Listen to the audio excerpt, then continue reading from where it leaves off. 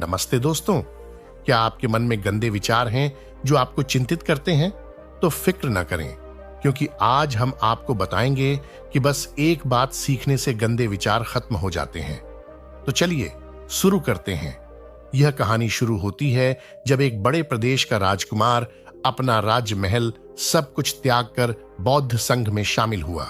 शुरुआती दिनों में नए भिक्षु ध्यान करना सीखते, इसके साथ साथ गौतम बुद्ध उन्हें भिक्षा मांगने भेजते ताकि भिक्षुओं का अहम कमजोर हो और उनका व्यवहार विनम्र हो जाए। संघ में आने के कुछ समय पश्चात राजकुमार भी भिक्षाटन पर जाने लगा। शुरू में सब ठीक था, लेकिन कुछ ही दिनों में घटना घटी जिस कारण राजकुमार विचलित हो गया और उसने भिक्षाटन पर जाने से मना कर दिया। भिक्षाटन का नियम था कि भिक्षु केवल 2 घरों में भिक्षा मांगते और नहीं मिलती तो आश्रम वापस आकर जल ग्रहण करते। एक बार राजकुमार भिक्षु नगर में भिक्षा मांगने निकला और दुस्सहयोग से भिक्षा नहीं मिली। शुरू में राजकुमार भिक्षु को निराशा हुई, लेकिन कुछ ही पलों में उसका मन शांत हो गया, जैसे कुछ हुआ ही ना हो। बिना प्रयास के आज भिक्षु बड़ा प्रसन्न था। उसने लौटकर गौतम बुद्ध से कहा, आज मुझे भिक्षा प्राप्त नहीं हुई, लेकिन मेरा मन शांत है ना? किसी विचार ने मुझे परेशान किया। गौतम बुद्ध भिक्षु की सारी भावनाएं समझ रहे थे। तथागत ने कहा, अच्छी बात है, अब तुम कल महल की तरफ भिक्षा मांगने जाना। भिक्षु ने आज्ञा का पालन किया और अगले दिन भिक्षा मांगने निकल गया।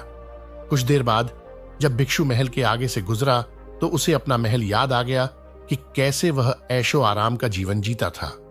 भिक्षु ने सोचा, महल में खाने को स्वादिष्ट पकवान मिलते और सेवा करने को कई नौकर होते और सभी प्रकार के सुख मिलते। ऐसा सोचते सोचते भिक्षु के मन में इच्छा हुई कि आज बढ़िया भोजन मिल जाए। तभी भिक्षु सचेत हो गया कि यह सब अतीत की स्मृतियां हैं और मैं केवल इन्हें देख रहा हूं। पुरानी यादों के ताजा होने से मन में कुछ इच्छाएं प्रकट हो रही हैं। यह भी मैं केवल देख रहा हूं। अगर मैं इन शारीरिक इच्छाओं को पूरी करने की लालसा रखूं तो मैं मन की शांत और यह जागृत अवस्था खो दूंगा। भिक्षु ने महसूस किया कि जब जब हम स्वयं को 2 कदम आगे ले जाते हैं, चेतना का स्तर ऊपर उठाते हैं, तब तब मन इस प्रकार के खेल खेलता है। जब हम मन को शांत करने लगते हैं, तब मन हमें बेचैन करने की पूरी कोशिश करता है। भिक्षु यह सोचकर बहुत खुश हुआ, क्योंकि आज उसने आत्मचिंतन से मन के बारे में गहरी समझ और सूक्ष्म दृष्टि प्राप्त कर ली। भिक्षु ने आश्रम आकर गौतम बुद्ध को सारी बात बताई और कहा, तथागत, आज मुझे आपकी कृपा से सूक्ष्म दृष्टि प्राप्त हुई। मन हमें बार बार इच्छाओं में उलझाना चाहता है। महल को देखकर मुझे भी पुराने सुखों का स्मरण हो आया, लेकिन आज भी विचार मुझे छू नहीं पाए। गौतम बुद्ध ने कहा, अच्छी बात है, कल नगर की दक्षिण दिशा में जाना, वहां एक हवेली है, वहां मन और विचारों पर उपदेश देकर आना। भिक्षु बहुत खुश हुआ। आज वो जल्दी जल्दी चल रहा था क्योंकि वो उपदेश देने जा रहा था। पर दोस्तों, इस बार की यात्रा भिक्षु पर भारी पड़ने वाली थी। कुछ ही देर में भिक्षु हवेली पहुंचा और भिक्षा के लिए आवाज लगाई। आवाज सुनकर एक सुंदर युवती बाहर आई। भिक्षु ने सोचा कि इस युवती की सुंदरता को देखकर मेरे मन में कोई विचार नहीं आना चाहिए, क्योंकि मेरा यहां आने का प्रयोजन तो इसको उपदेश देना है। युवती ने भिक्षु को प्रणाम किया और कहा, आइए, पहले भोजन ग्रहण कीजिए। भिक्षु ने भोजन किया, फिर सोचा कि उपदेश देने से पहले थोड़ा आराम कर लेता तो अच्छा होता। भिक्षु यह सब सोच ही रहा था, इसी बीच युवती ने कहा, श्रीमान, आपने अभी अभी अन्न ग्रहण किया है, अब थोड़ा आराम कर लीजिए, फिर उपदेश शुरू करना। यह सुनते ही भिक्षु सतर्क हो गया। जो योजना वह मन में बना रहा था, यह महिला वह सब बिन बताए करती जा रही थी। भिक्षु ने सोचा, यह सब संयोग है, यहां लोग भोजन के बाद आराम करते होंगे। फिर भिक्षु आराम करने लेट गया और विचार करने लगा कि महिला कितनी समझदार है और इसकी सुंदरता बेजोड़ है। अगर मैं राजकुमार होता तो ऐसी ही स्त्री के साथ विवाह करता। भिक्षु के मन में ऐसे ही कुछ विचार चल रहे थे। इतने में युवती फिर से आई और बोली, अगर आप राजकुमार होते तो मुझे उपदेश कैसे रते? भिक्षु जी, आप तो मुझे उपदेश देने आए थे ना? युवती का इतना कहते ही भिक्षु को स्पष्ट हो गया कि युवती तो मन पढ़ सकती है। भिक्षु घबरा गया और हाथ जोड़कर पूछा, क्या आप मेरा मन पढ़ सकती हैं?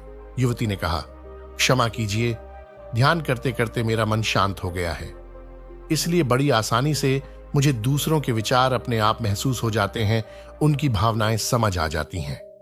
जब भिक्षु ने सुना तो उसके पैरों तले जमीन सरक गई। फिर बिना कुछ बोले भिक्षु तत्काल आश्रम की ओर चल पड़ा। रास्ते में चलते हुए भिक्षु का दिमाग फटा जा रहा था, उसकी बेचैनी बढ़ गई थी। भिक्षु खुद को कोसने लगा कि मेरे मन में युवती के लिए ऐसे विचार क्यों आ रहे थे। उसने मेरे बारे में क्या सोचा होगा? अगर यह बात लोगों को पता चलेगी तो लोग भिक्षुओं और संघ के बारे में क्या सोचेंगे?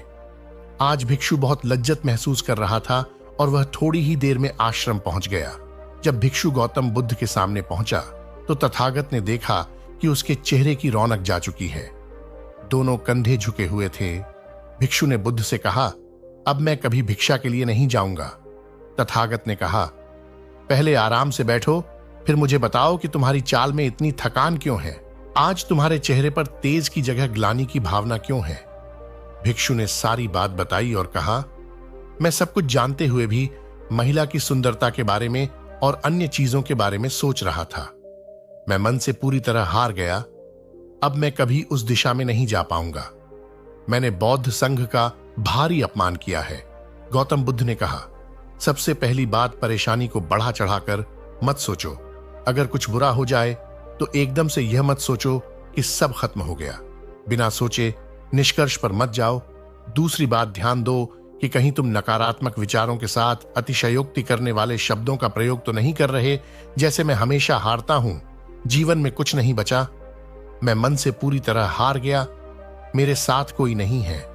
क्योंकि ऐसा करने से मन अति भावुक और विचलित हो जाता है और नकारात्मक विचारों के चक्र में फंसा रहता है। तथागत के शब्दों से राजकुमार भिक्षु के मन को सांत्वना मिली। भिक्षु ने पूछा, अगर मैंने अपने मन को जीत लिया था तो फिर मन ने मुझे परेशान क्यों किया? गौतम बुद्ध ने कहा, सबसे पहले यह समझो कि विचार पैदा कैसे होते हैं। पहले बाहर कुछ हुआ, फिर उस घटना के प्रति अंतर्मन ने प्रतिक्रिया की। इस कारण शरीर में भावना या सनसनी पैदा हुई। फिर इस सेंसेशन या फीलिंग के प्रति तुम्हारे सचेत मन ने यानी कॉन्शियस माइंड ने प्रतिक्रिया की। इस आखिरी स्टेप को हम विचार कहते हैं। भिक्षु ने पूछा, हमको परेशान करने की विचारों में इतनी शक्ति आती कहां से है? गौतम बुद्ध कहते हैं कि हम खुद विचारों को यह शक्ति प्रदान करते हैं। जब आप जजमेंट और सही गलत के टैग लगाकर विचारों को देखते हो तो उनके प्रति रिएक्ट करने लगते हो। एक विचार के साथ अन्य विचार भी सोचने लगते हो। जब तक आप खुद को जज करोगे तब तक मन आपको नीचा दिखाकर हावी होता रहेगा। भिक्षु ने पूछा, फिर मन शांत कैसे होगा? गौतम बुद्ध ने कहा, अगर विचार है तो शरीर में भावना भी महसूस हो रही है, क्योंकि हर विचार भावना के साथ प्रकट होता है। अगर आप अश्लील विचार महसूस कर रहे हो तो इसका मतलब है कि शरीर में एक भावना यानी सेंसेशंस भी महसूस हो रहे हैं और फिर आप उसके बारे में सोच रहे हो या रिएक्ट कर रहे हो। और इसी बात में मन को शांत करने का तरीका छपा है।